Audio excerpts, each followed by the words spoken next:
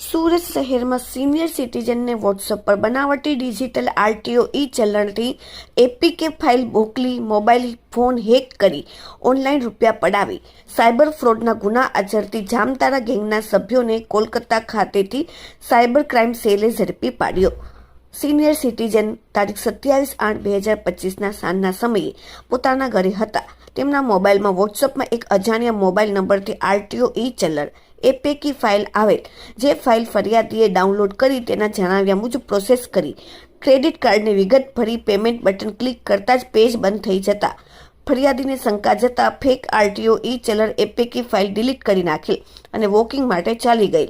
ત્યારબાદ ઘરે પરત આવતા મોબાઈલ જોતા તેમના બેંકમાંથી ઓટીપી આવેલ અને 2,45,000 ઓનલાઈન ટ્રાન્સફર થયેલનો મેસેજ હતો।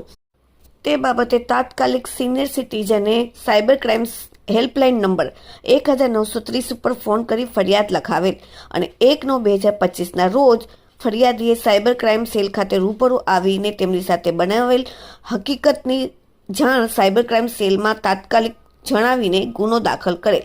ત્યારબાદ 2,45,000 જે ઓનલાઈન ટ્રાન્સફર થયેલ હતા તે પૈકી 1 લાખ આ ગુનામાં કેનેરા બેંકના એકાઉન્ટમાં ટ્રાન્સફર થયેલ હતા અને આ એકાઉન્ટ આરોપી તથા તેના નાસ્તો ફરતો આરોપી સદ્દામ ઓપરેટ કરતો હોવાનું જાણવા મળેલ।